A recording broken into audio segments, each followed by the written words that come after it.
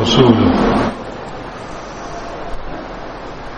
يا أيها الذين آمنوا اتقوا الله حق تقاته ولا تموتن إلا وأنتم مسلمون يا أيها الناس اتقوا ربكم الذي خلقكم من نفس واحدة وخلق منها زوجها وبث منهما رجالا كثيرا ونساء واتقوا الله الذي تساءلون به والأرحام إن الله كان عليكم رقيبا يا أيها الذين آمنوا اتقوا الله وقولوا قولا سديدا يصلح لكم أعمالكم ويغفر لكم ذنوبكم ومن يطع الله ورسوله فقد فاز فوزا عظيما أما بعد فإن أصدق الكلام كلام الله وأحسن الهدي هدي محمد صلى الله تعالى عليه وسلم وشر الأمور محدثاتها وكل محدثة بدعة وكل بدعة ضلالة وكل ضلالة في النار من يطع الله ورسوله فقد رشد واهتدى ومن يعص الله ورسوله فقد ضل وغوى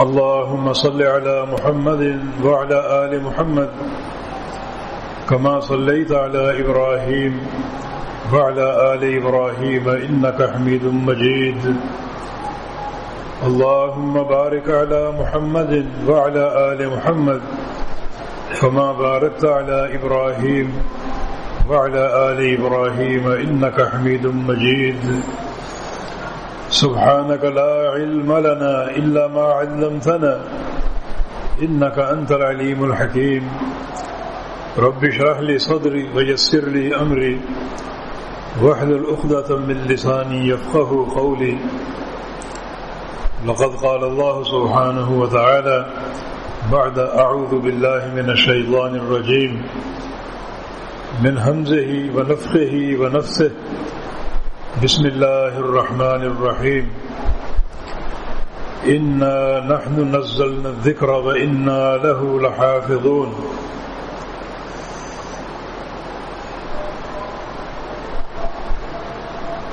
اس آیت کریمہ میں اللہ رب العزت نے قرآن حکیم کا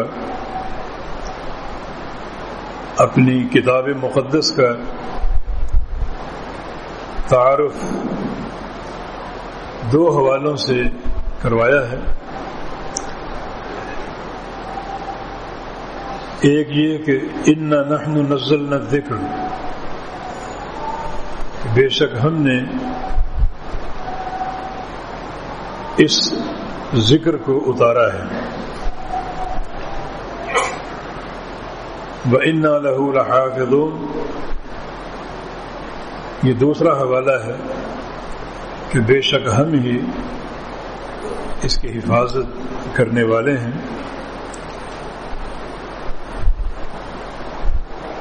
تو یہ قرآن جس کو اللہ تعالی نے ذکر کہا ہے،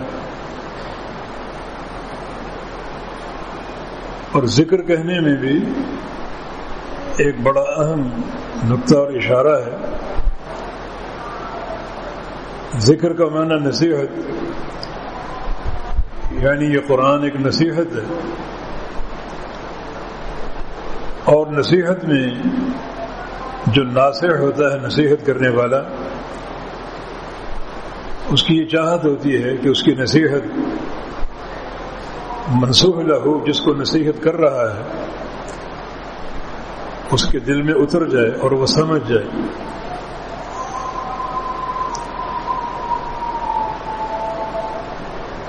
تاکہ کوئی پیچیدگی اور ابہام باقی نہ رہے.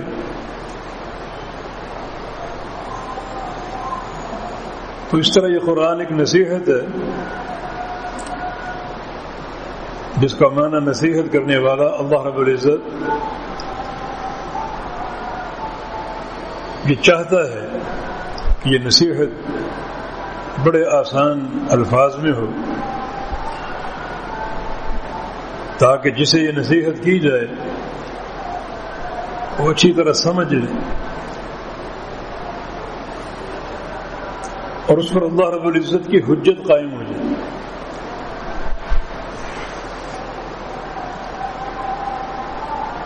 کوئی عذر باقی نہ رہے. تبھی تو فرمایا کہ وَلَقَدْ يَسَّرْنَا الْقُرْآنَ لِلذِّكْرِ فَهَلْ مِن مُدَّكِرٍ، کہ ہم نے اس قرآن کو نصیحت کی وجہ سے آسان بنایا.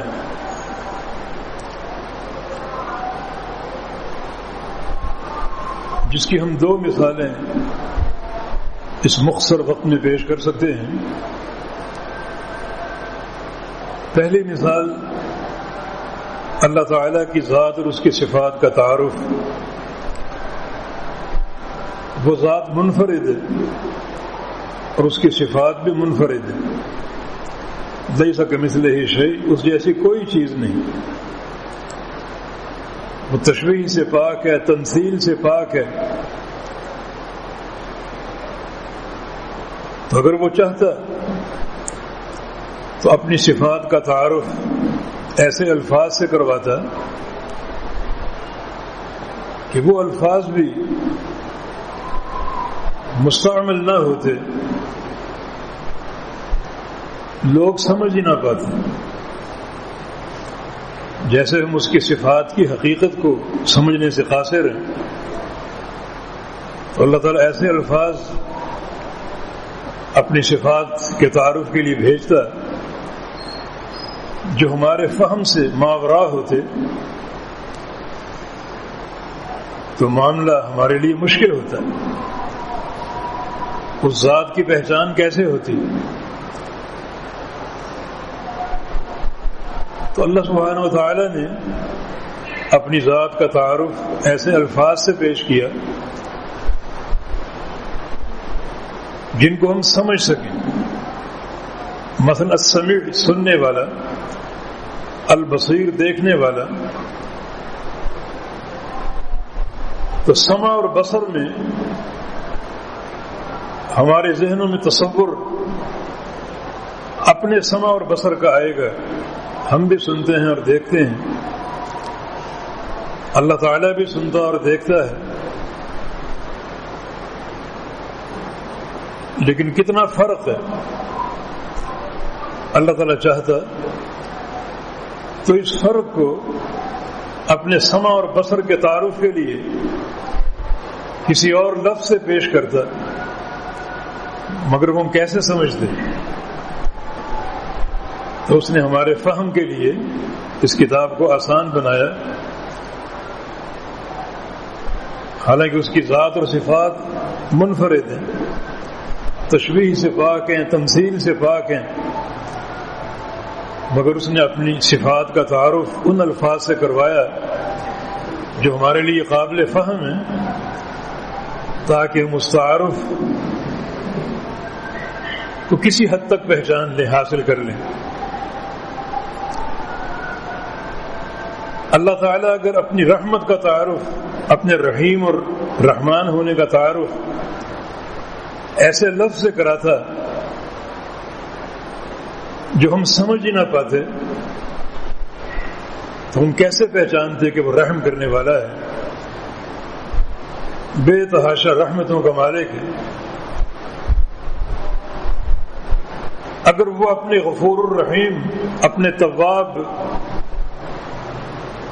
غفار ہونے کا تعارف ایسے الفاظ سے کراتا جو ہمارے لیے ناقابل فہم ہوتے، تو ہم کیسے پہچانتے کہ اللہ تعالیٰ توبہ کی توفیق بھی دیتا ہے اور توبہ قبول بھی کرتا ہے اور بندوں کے گناہوں کو بخشتا بھی ہے؟ یہ ایک واضح ثبوت ہے کہ یہ قرآن بہت ہی آسان ہے، شریعت مطہرہ بہت ہی سہل ہے. جس کی دوسری مثال جنت کی نعمتیں ہیں. حالانکہ نبی علیہ السلام کا فرمان ہے کہ اللہ تعالیٰ فرماتا ہے کہ اعددت فیہا لعبادی ما لا عین رأت ولا اذن سمعت ولا خطر علی قلب بشر. کہ میں نے جنت میں اپنے بندوں کے لیے وہ کچھ تیار کر رکھا ہے جو نہ کسی آنکھ نے دیکھا، نہ کسی کان نے سنا، بلکہ نہ کسی بھی انسان کے دل پہ ان کا تصور پیدا ہوا۔ اب وہ کیا نعمتیں ہیں؟ ان نعمتوں کا تعارف اگر ان حقائق کے ساتھ کروایا جاتا جو وہ حقائق موجود ہیں تو ہم کیا سمجھتے ہیں؟ اللہ تعالیٰ نے وہ الفاظ اپنے قرآن میں بھیجے جو ہم سب کے لیے قابل فہم ہیں، تاکہ جنت کی طلب کے لیے حرص اور رغبت بڑھتی جائے۔ جنت میں انار ہوں گے، جنت میں کیلے ہوں گے، اور ان پھلوں کا تعارف انہی الفاظ سے کروایا جو الفاظ ہمارے ہاں مستعمل ہیں،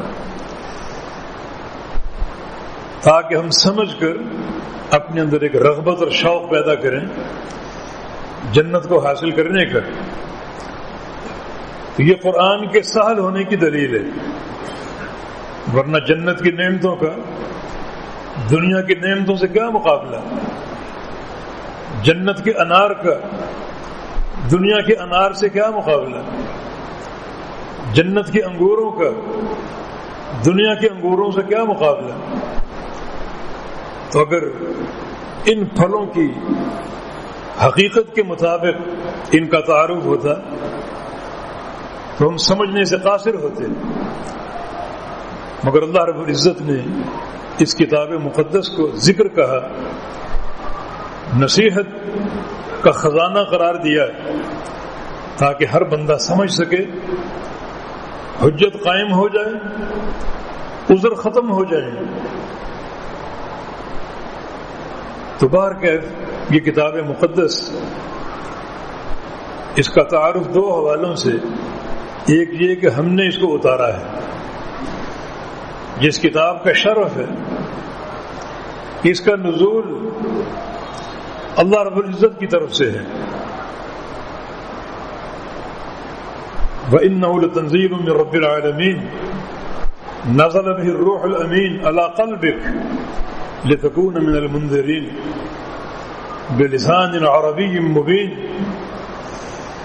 کہ یہ قرآن رب العالمین کی تنزیل ہے، اس کا نازل کرتا ہے، رب العالمین کا، اس ذات کا جو سارے جہانوں کا خالق اور مالک ہے، سارے جہانوں کو پالنے والا ہے، روزی دینے والا ہے۔ اگر وہ نہ دے تو دنیا کی کوئی طاقت آپ کو ایک دانہ نہ دے سکے، ایک پانی کا قطرہ نہ دے سکے۔ اللہم لا مانع لما اعطیت ولا معطی لما منعت ولا ينفع ذا الجد منک الجد۔ وہ ذات جو رب العالمین ہے، جو تمام جہانوں کو پالنے والا ہے، روزی رساں ہے، اس ذات نے اس کتاب کو اتارا ہے، جس کتاب کا شرف ہے۔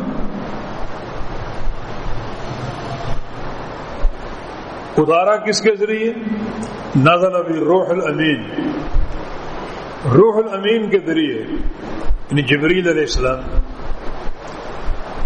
جو ملائکہ میں سب سے قوی، سارے ملائکہ کے سردار، سید الملائکہ، وہ اس کتاب کو لے کر اترے، بار بار اترے۔ اتارا کس پر؟ علی قلبک، آپ کے دل پر، محمد مصطفیٰ علیہ السلام کے دل پر۔ وہ دل جو کائنات کے سارے دلوں میں مجلہ اور مصفہ ہے، چمکدار ہے، روشن ہے، تقوی اور خشیت سے بھرا ہوا، سب سے بہترین دل، اس دل پہ اتارا۔ تو اس کی تنزیل رب العالمین کی طرف سے ہے، اور جس فرشتے کے لیے قرآن اترا، جس کے ذریعے سے قرآن اترا، وہ جبریل علیہ السلام ہیں، سارے فرشتوں کے سردار، اور جس شخصیت پہ اترا وہ سید ولد آدم سردار کائنات محمد الرسول اللہ صلی اللہ علیہ وسلم. اور اس قرآن کا دوسرا تعارف یہ ہے کہ وَإِنَّا لَهُ لَحَافِظُونَ، کہ بے شک ہم ہی اس کی حفاظت کرنے والے ہیں. کب تک؟ کیا سال 2 سال کے لیے یا 1 صدی 2 صدی کے لیے؟ نہیں، ہمیشہ کے لیے. اگر یہ حفاظت کسی مدت کے ساتھ مربوط ہو کہ 10 سال کے لیے حفاظت کریں گے، 20 سال کے لیے کریں گے، یہ اللہ تعالیٰ کی ذات پر تعین ہے. اس کے عجز اور اس کی کمزوری کا اظہار کرتا ہے کہ اللہ تعالیٰ ہمیشہ کے لیے حفاظت کرنے پر نعوذ باللہ قادر نہیں ہے. یہ حفاظت قیامت تک کے لیے ہے.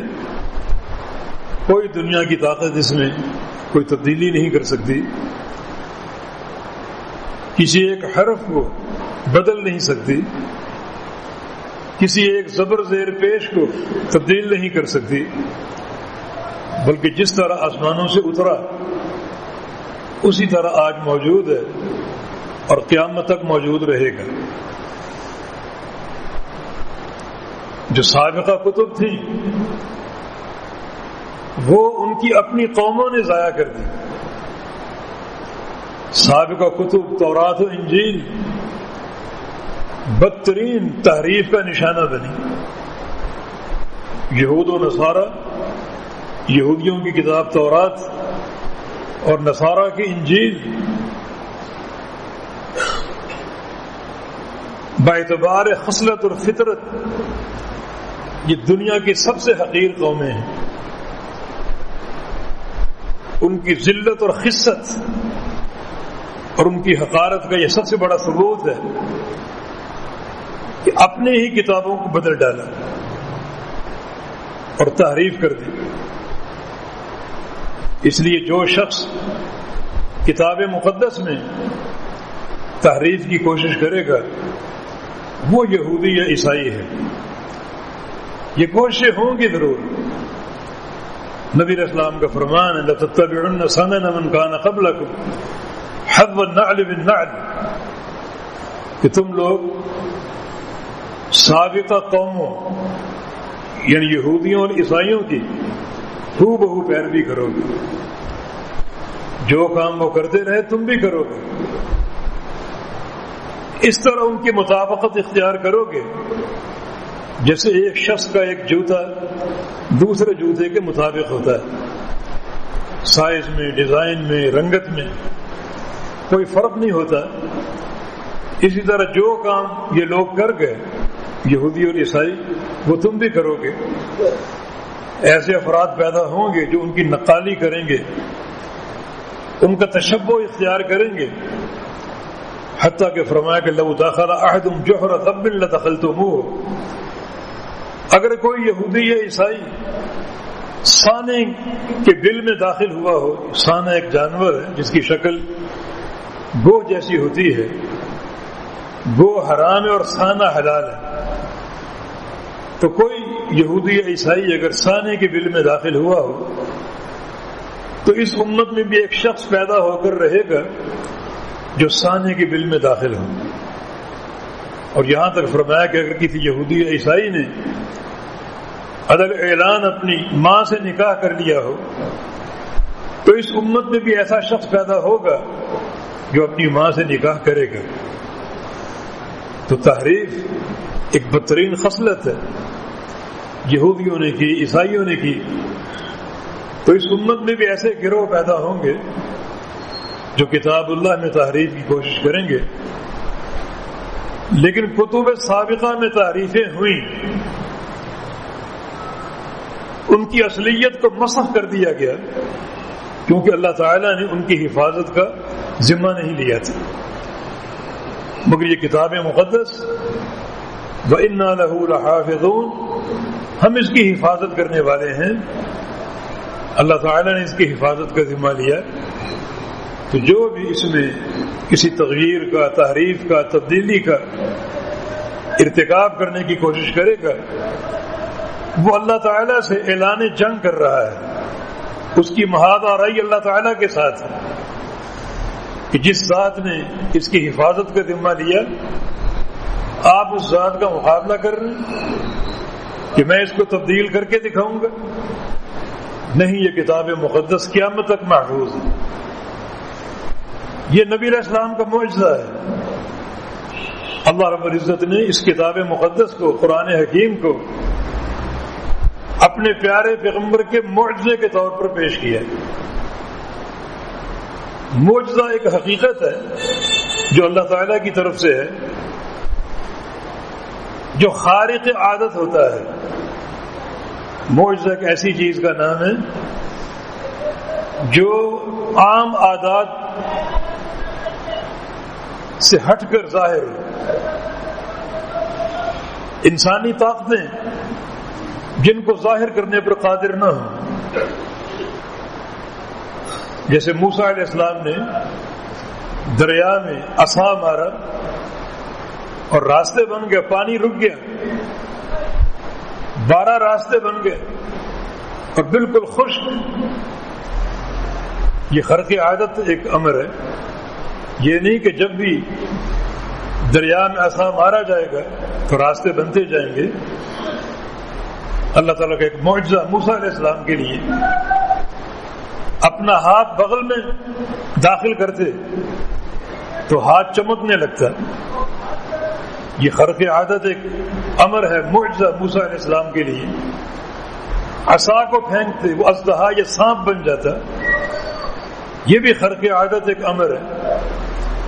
عیسیٰ علیہ السلام پھونک مارتے تو بیماروں کو شفا ملتی، حتیٰ کہ جو کوڑی یا کوڑ کے مرض میں مبتلا ہیں انہیں شفا مل جاتی، نابینے بینا ہو جاتے، مردہ زندہ ہو جاتے اللہ کے امر سے۔ یہ انبیاء کے معجزات ہیں۔ صالح علیہ السلام کی اونٹنی ایک عجیب معجزہ تھا۔ خود جناب محمد الرسول اللہ صلی اللہ علیہ وسلم کے حیات طیبہ میں بہت سے معجزات صادر ہوئے۔ آپ کی مبارک تھوک سے کنواں پانی سے بھر جاتا، سینکڑوں صحابہ جن کا وہاں قیام ہوتا ایک قطرہ پانی کا نہ ہوتا، اور آپ کے لعاب مبارک سے وہ کنواں پانی ابلنے لگتا۔ صحابہ پانی پیتے، وضو کرتے، غسل کرتے، سیراب ہوتے۔ وہ کہتے ہیں کسی نے مسیلمہ کذاب سے کہا کہ یہاں ہم جمع ہیں اور پانی نہیں ہے، یہ سامنے کنواں ہے، اگر آپ بھی نبی یہ برحق ہیں تو اس میں لعاب پھینکیں تاکہ ہم پانی حاصل کر سکیں۔ اس کتے نے لعاب اپنا پھینکا اور جو پانی نیچے نظر آ رہا تھا وہ بھی غائب ہو گیا، زمین میں پانی دھنس گیا، اور وہ کنواں آج تک ایک قطرہ پانی کا نہ دے سکے۔ یہ نحوست اس کی۔ لیکن وہ جو اللہ کا سچا نبی، سچا رسول، جس کے یہ معجزات، شق قمر کا واقعہ، چاند 2 ٹکڑے ہو گئے، یہ سارے امور خرق عادت ہیں اور اس کو معجزہ کہا جاتا ہے۔ پیارے پیغمبر کا سب سے بڑا معجزہ یہ قرآن حکیم، شق قمر سے بڑھ کر اور کنویں کا پانی بڑھ جانے سے بڑھ کر، کھانے میں برکت ہوئی اس سے بھی بڑھ کر، قرآن حکیم سب سے بڑا معجزہ، بلکہ معجزہ خالدہ، ایک ایسا معجزہ جو ہمیشہ قائم رہنے والا ہے، قیامت تک رہے گا۔ یہ اس معجزے کی انفرادی حیثیت ہے، انفرادیت ہے۔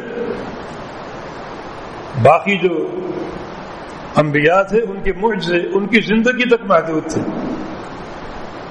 صالح علیہ السلام کی اونٹنی ان کی زندگی تک تھی، بلکہ ان کے حیات طیبہ ہی میں اسے قتل کر دیا گیا۔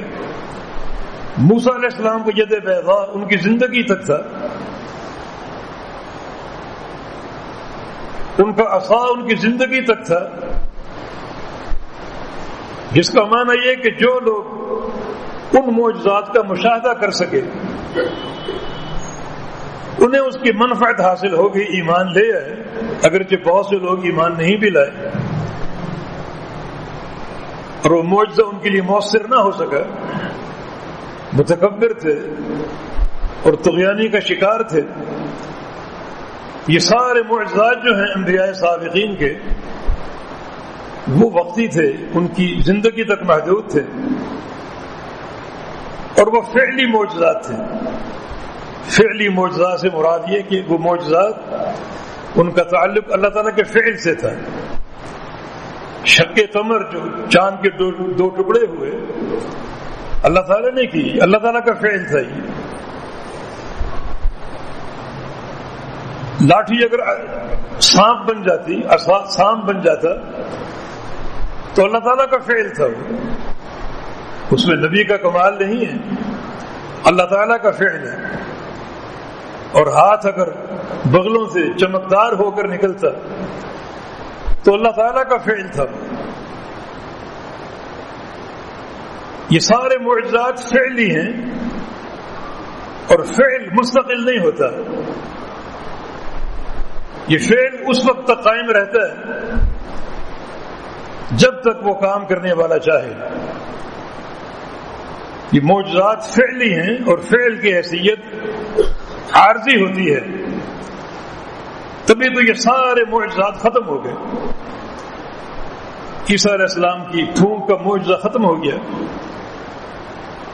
ان کی زندگی تک محدود تھا، لیکن قرآن حکیم یہ فعلی معجزہ نہیں ہے، بلکہ اللہ رب العزت کی صفت ہے، یہ اللہ کا کلام ہے، تنزیل من رب العالمین، رب العالمین کی تنزیل ہے، یہ صفت الرحمن ہے، اور صفت الرحمن ختم ہونے والی نہیں ہے، صفت الرحمن ہمیشہ قائم رہنے والی ہے۔ صفت الرحمن کو دنیا کی کوئی طاقت ختم نہیں کر سکتی۔ یہ معجزہ خالدہ قرآن پاک ہمیشہ سے ہے، جب سے نبی علیہ السلام کی نبوت کا آغاز ہوا، آج بھی موجود اور قیامت تک موجود اور محفوظ رہے گا، جس کا معنی یہ معجزہ، اس کی تاثیر قیامت تک جاری اور قائم ہے۔ انبیاء سابقین کے معجزات اس وقت تک مؤثر تھے جب تک ان کا مشاہدہ موجود تھا، اور کچھ لوگوں نے اسلام قبول بھی کیا، لیکن جو ہی رخصت ہوئے تو معجزات بھی ساتھ ہی رخصت ہو گئے، مانا ان کی دعوت کا سلسلہ رک گیا، وہ دعوت جس کا تعلق معجزات سے تھا وہ موقوف ہو گیا۔ لیکن محمد الرسول اللہ صلی اللہ علیہ وسلم دنیا سے رخصت ہوئے تو اپنی قوم کو فرما کر گئے کہ انی تارکم فیکم الثقلین ترکت فیکم ما ان انتم به فلن تضلوا ابدا کتاب اللہ و سنتی۔ تمہیں خالی ہاتھ چھوڑ کر نہیں جا رہا، بلکہ یہ قرآن مقدس جو اللہ تعالیٰ کی طرف سے ایک معجزہ ہے، یہ تمہیں دے کر جا رہا ہوں۔ قرآن ہے، حدیث ہے، اور باقی علم کے فہم کے لیے میرے اہل بیت ہیں، ازواج مطہرات ہیں، جن سے آپ کو تقریباً آدھا دین ملے گا، تو خالی ہاتھ چھوڑ کر نہیں جا رہا۔ یہ قرآن معجزہ خالدہ جس کی تاثیر قیامت تک ہے، جس کی ہدایت قیامت تک ہے، جس کے احکام قیامت تک ہے، کوئی اس کو مٹا سکتا ہے؟ صفت الرحمن، یہ کلام الرحمن، کوئی اس کے درپے ہو سکتا ہے؟ اس میں کوئی تبدیلی کر سکتا ہے؟ جبکہ اللہ رب العزت کا وعدہ ہے کہ ہم اس کی حفاظت کرنے والے ہیں۔ اب یہاں کئی حقائق سامنے آتے ہیں۔ ایک حقیقت یہ ہے کہ جب یہ قرآن قیامت تک کے لیے محفوظ اور مامون ہے تو پھر اس کے احکام قیامت تک کے لیے ہیں۔ وقت کے بدلنے سے شریعت تبدیل نہیں ہوتی، شریعت ایک ہی ہے، جب سے چلی اور جب تک دنیا قائم ہے۔ نماز ہے، روزہ ہے، حج اور زکوٰۃ ہے، وضو کے مسائل ہیں، نجاست کو زائل کرنے کے استنجا کے مسائل ہیں۔ جب سے یہ دین چلا اس وقت سے موجود ہیں، آج تک ہیں اور قیامت تک رہیں گے۔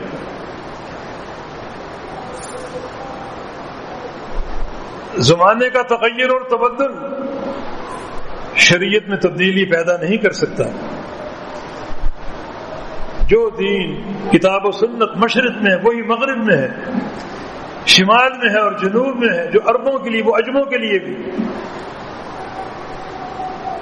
دنیا اگر چاند پہ پہنچ جائے تو اسی دین کو ماننا پڑے گا، وہی استنجا کا نظام ہوگا، وہی نمازیں ہوں گی، وہی روزے ہوں گے۔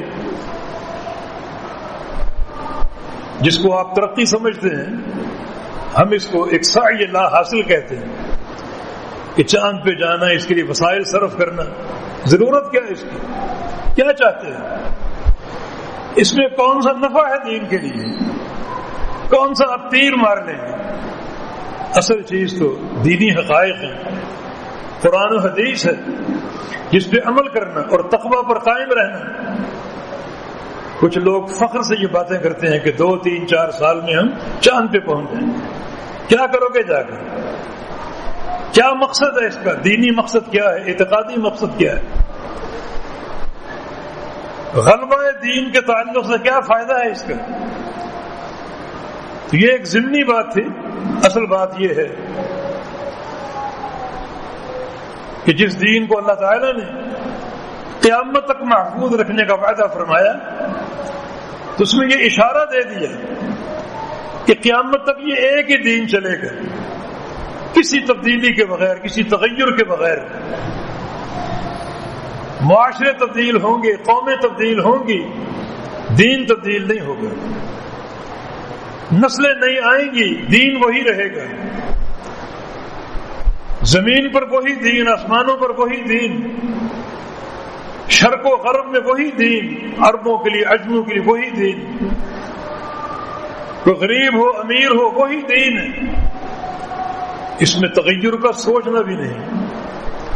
اللہ رب العزت کی تنزیل ہے یہ، اور یہ چیز قیامت تک محفوظ رہے گی انہی مسائل کے ساتھ جو اللہ کے پیارے پیغمبر دے گئے۔ ایک حقیقت اور سامنے آتی ہے، یہ کتاب قیامت تک کے لیے ہے اور حق ہے۔ قیامت تک کے لوگوں پر اسے ماننا ضروری ہے۔ وہ تمام آیات کریمہ جو اس کتاب مقدس میں موجود ہیں، ان تمام آیات کریمہ پر ایمان لانا ضروری ہے۔ اگر آپ یہ سمجھیں کہ فلاں آیت اور فلاں آیت اس کا ہم انکار کریں گے تو یہ دین کا انکار ہے، اللہ تعالیٰ کی وحی کا انکار ہے، اللہ تعالیٰ سے بغاوت ہے۔ قرآن حکیم کی وہ 20 آیتیں جو صحابہ کرام کی شان بیان کرتی ہیں، اس معجزہ خالدہ کا حصہ ہے۔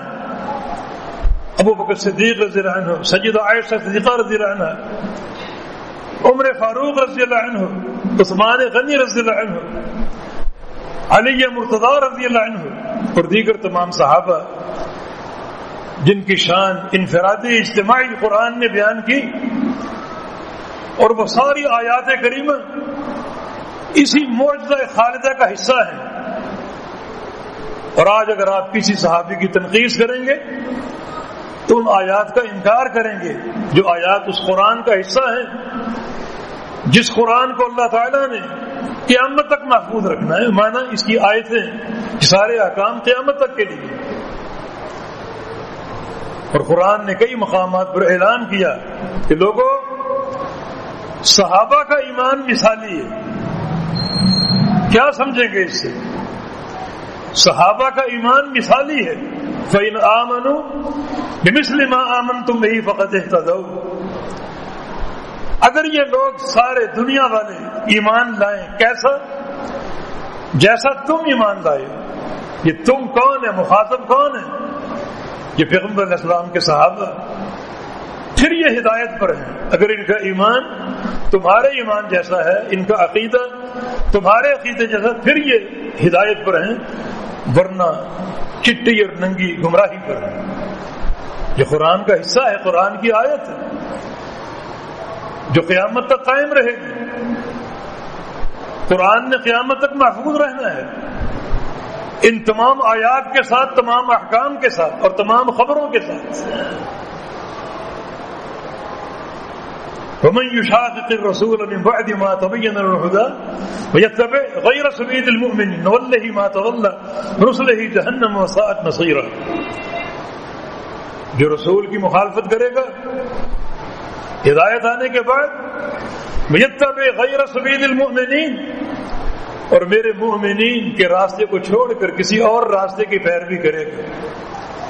یہ کون مومنین ہیں؟ جب آیت اتری تھی کون مومنین تھے؟ صحابہ کرام تھے، جن کے ایمان کو مثالی ایمان کے طور پر پیش کیا گیا. وَإِذَا قِيلَ لَهُمْ آمِنُوا كَمَا آمَنَ النَّاسُ، جب ان منافقین سے کہا جاتا ہے کہ ایمان لاؤ جیسے یہ لوگ ایمان لائے. کون لوگ ایمان لائے؟ کن کے ایمان کو بطور مثال کے پیش کیا گیا؟ صحابہ تھے. تو قرآن نے یہ دعویٰ کیا ہے کہ صحابہ کا ایمان مثالی ایمان. اسی دعوے کی تفسیر اللہ کے پیغمبر نے فرمائی حدیث الفرق میں، جس میں آپ نے امت میں 73 فرقوں کی نشاندہی کی اور فرمایا کہ کلہم فی النار، سب جہنم میں جائیں گے الا واحد، سوائے ایک، سب جہنم میں. صحابہ کرام اگر بیٹھ جاتے کہ وہ 73 فرقے بتائے ہمیں تو بات لمبی ہو جاتی. ہمیں ان 72 فرقوں سے کیا سروکار ہے؟ وہ کوئی بھی ہو، بھاڑ میں جائے. ہمیں یہ بتائیے کہ وہ ایک جماعت، ایک فرقہ کون سا جو جنتی ہے، جو طائفہ منصورہ ہے. تو رسول اللہ صلی اللہ علیہ وسلم نے ارشاد فرمایا ہم ما انا علیہ اليوم واصحابی، یہ وہ لوگ ہیں جو اس چیز پر قائم ہوں جس پہ آج میں ہوں اور میرے صحابہ ہیں. نبی علیہ السلام کی حدیث انہی آیتوں کی ترجمانی کر رہی ہے کہ آپ نے بھی صحابہ کے ایمان کو مثالی ایمان کے طور پر پیش کیا. یہ بھی سمجھانے کا ایک طریقہ ہے. ہدایت قرآن میں موجود ہے، لے لو. ہدایت احادیث میں موجود ہے، لے لو. ہدایت سیرت مصطفیٰ علیہ السلام میں موجود ہے، لے لو. اور اگر تم کم وقت ہو اور ان سے استفادہ نہیں کر سکتے تو ہدایت کا ایک منبع اور بھی ہے، خزانہ اور بھی، اسے بھی دیکھ لو. اور وہ صحابہ کرام کی سیرتیں ہیں. قرآن منبع ہدایت ہے، اس کو اختیار کر لو. احادیث ہدایت کا خزانہ، اسے اپنے سامنے رکھو. اور اگر تمہاری شقاوت اس حد تک بڑھ چکی کہ تم نے کتاب و سنت کو پس پش ڈال دیا تو میرے حبیب کی سیرت طیبہ تمہارے سامنے موجود ہے، ایک کھلی کتاب کی مانے، اس سے استفادہ کر لو. اور اگر اس قدر تم بدبخت ہو کہ اس سے بھی استفادہ کرنے کے قابل نہیں ہو تو ایک مثال اور تمہارے سامنے پیش کر رہے ہیں، اور وہ ہے صحابہ کرام، ان کی سیرتیں، ان کی حیات طیبہ، کہ ان کا ایمان ایک مثالی ایمان. اور آپ کہیں گے کہ صحابہ کا دور بھی تو ختم ہو چکا، ہم انہیں کیسے دیکھیں؟ وہ آئے اور گزر گئے. تو اگرچہ ان کی سیرتیں موجود ہے کتاب و سنت میں، ان کا تذکرہ موجود ہے قرآن و حدیث میں اور صحیح تاریخ میں، مگر اس سے اگر آپ استفادہ کرنے کے قابل نہیں سمجھتے اپنے آپ کو، یہ بھی تو شقاوت اور بدبختی ہے. تو پھر نبی علیہ السلام ایک اور بات کہہ کر گئے ہیں، وہ قیامت تک موجود اور قائم ہے، اسے کوئی دنیا کی طاقت ختم نہیں کر سکتی. اور وہ یہ ہے کہ میری پوری امت میں ایک جماعت ہمیشہ حق پر قائم رہے گی، ہمیشہ. وہ جماعت ہمیشہ رہے گی. اس جماعت کے لیے دوام، استمرار، تسلسل اور ہمیشگی ہے. ہمیشہ رہے گی، ہر دور میں ہوگی، ہر جگہ ہوگی، افراد چاہے کم کیوں نہ ہو مگر ہوگی ضرور۔ کوئی دور اس جماعت سے خالی نہیں ہوگا، اور عدل حق ظاہرین، وہ حق پر ہوں گے اور کھلم کھلا ہوں گے، ان کی دعوت، ان کی فقہ پوشیدہ نہیں ہوگی۔ یہاں تو بہت سے لوگ اپنی فقہ کو چھپانے کی کوشش کرتے ہیں کہ یہ مسائل لوگ پڑھ نہ لیں، اور بہت سے فرقے باطنی ہیں، اپنے عقیدے کو ظاہر ہی نہیں کرتے، لیکن یہ جماعت کھلم کھلا عیاناً جہارن ہوگی، کوئی بات ان کی پوشیدہ نہ ہوگی، ہمیشہ حق پر رہے گی، حق پر قائم رہے گی۔ کوئی دور اس جماعت کے وجود سے خالی نہیں ہوگا، کوئی خطہ اس جماعت کے وجود سے خالی نہیں ہوگا، افراد چاہے کم کیوں نہ ہو۔ کثرت افراد مطلوب ہی نہیں ہے، یہ تو اللہ تعالیٰ کا وہ انمول خزانہ ہے، ہر ایک کو نہیں ملتا، دنیا سب کو مل جاتی ہے مگر دین بڑے خوش نصیب لوگوں کو ملتا ہے۔ نبی علیہ السلام کی حدیث ہے کہ ان اللہ قسم اخلاقکم کما قسم ارزاقکم وان اللہ یعطی الدنیا لمن یحب ومن لا یحب ولا یعطی الدین الا من یحب، کہ اللہ نے تمہاری روزی تقسیم کی ہے اسی طرح تمہارے اخلاق بھی تقسیم کیے ہیں۔ رزق کا ایک ایک دانہ اللہ کی تقسیم سے ہے، اس طرح دین اور عقیدہ بھی اللہ کی تقسیم سے ہے۔ اللہ تعالیٰ جس کو چاہے روزی دے، جتنی چاہے دے، اس طرح دین بھی اللہ جس کو چاہے دے اور جس کو چاہے نہ دے۔ اور آگے فرمایا کہ اللہ تعالیٰ دنیا دیتا ہے خواہ اس سے محبت ہو یا نہ ہو، لیکن دین صرف اس کو دے گا جس سے اللہ کو محبت ہوگی۔ یہ حدیث آپ نے کیوں بیان کی کہ ایک جماعت ہمیشہ حق پر قائم رہے گی، تاکہ یہ بھی ایک حجت قائمہ کے طور پر تمہارے سروں پر مسلط رہے کہ اگر کتاب و سنت کا وجود اس قدر تم شقی اور بدبخت ہو کہ اس سے استفادہ کرنے کے قابل نہیں ہو، تو اس جماعت کو تلاش کرو، اس جماعت کو دیکھو جس میں یہ اوصاف موجود ہیں، حق پر ہوں گے، کھلم کھلا اعلانیہ ہوں گے، ان کی دعوت پوشیدہ نہ ہوگی، ان کے علماء پوشیدہ اور مخفی نہ ہوں گے، بلکہ ہر چیز عیاناً جہارن ہوگی۔ ہمیشہ وہ جماعت حق پر قائم رہے گی، اور اس کا تشخص یہ ہے کہ اس راہ پر چلے گی جس راہ پر میں ہوں اور میرے صحابہ ہیں۔ یہ نصوص کوئی ایک وقت محدود کے لیے نہیں ہے، یہ قیامت تک کے لیے ہے، کیونکہ ان نصوص کا ذکر قرآن حکیم میں ہے، اور قرآن حکیم اللہ کے پیارے پیغمبر کا معجزہ خالدہ ہے۔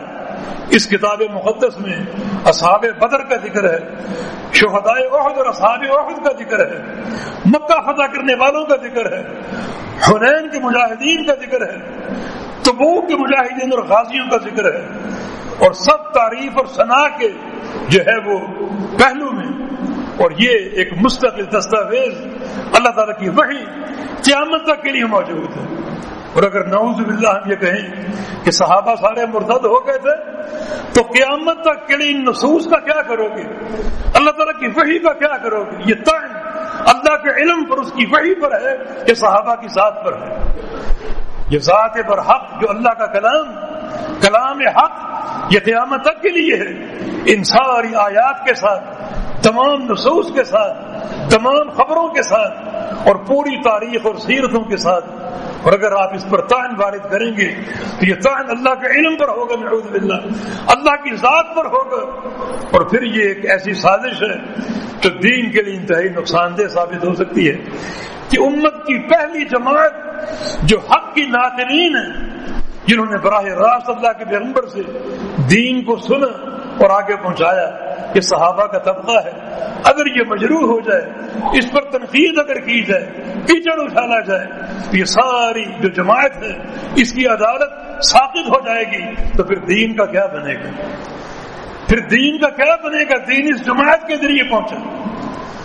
تو یقیناً صحابہ کا ایمان مثالی ایمان ہے، اور صحابہ کرام کی محبت ہمارے ایمان کا جز ہے، اور اگر صحابہ کی محبت نہ ہو تو ایمان جو ہے ہم اس کی دولت سے محروم ہو جائیں گے، کلیت سے محروم ہو جائیں گے. ایک ایسا نفس پیدا ہوگا کہ کوئی نیکی اس نفس کا جبر نہیں کر سکے گی, اس نفس کو پورا نہیں کر سکے گی, اس نقصان کی تلافی نہیں کر سکے گی. تو کتاب مقدس قرآن حکیم اللہ کا ذکر ایک ایسا معجزہ خالدہ جس کو اللہ نے اتارا اور قیامت تک اس کو محفوظ رکھنے کا وعدہ کیا. ان تمام ادلہ اور نصوص اور آیات کریمہ کے ساتھ جو قرآن پاک میں موجود ہیں, معنی اب یہ قیامت تک کے لیے ہے, ان پر ایمان قیامت تک کے لیے ہے, ساری خبریں سارے احکام قیامت تک کے لیے ہیں. اور کسی بھی چیز پر تنقید کرنا اللہ تعالیٰ کی ذات پر طعن وارد کرنے کے مترادف ہوگا, جو کہ ایمان اور اسلام خطرے میں ڈالنے والا امر ہوگا کہ ایمان بھی مشکوک ہے, اسلام بھی مشکوک ہے. اللہ تعالیٰ ہمیں صحیح ہدایت عطا فرما دے. اللہ تعالیٰ ہمارے دلوں کو صحابہ کرام اہل بیت کی محبت سے بھر دے. اللہ رب العزت جو کتاب اللہ کے نصوص ہیں ان کو سمجھنے, ان پر عمل کرنے اور ان کو پورا کرنے کی توفیق عطا فرما دے. اقول قولی ھذا واستغفر اللہ لی ولکم واخر دعوانا ان الحمد للہ رب العالمین.